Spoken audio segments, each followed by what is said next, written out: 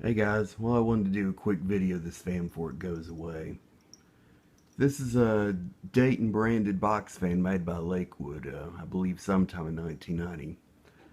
I got this from a local hardware store on the other side of the highway from where I live. That being Highway 183 in Austin. It was getting ready to close down because its owners were retiring.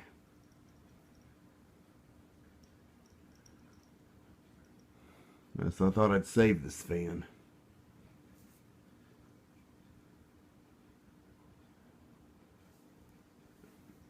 The thing I wanted to show is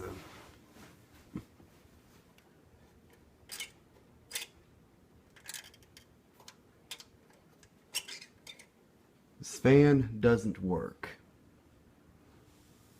That's because the thermal fuse is blown.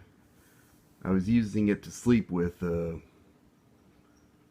one evening before going to work, and when I woke up, the fan wasn't running. The thermal fuse is tripped, and this is the non-resetting kind. As you can see, I have it plugged in.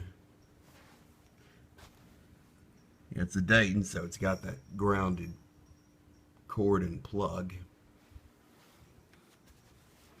Anyway, this fan is going to Val Morris because he can fix this thing up.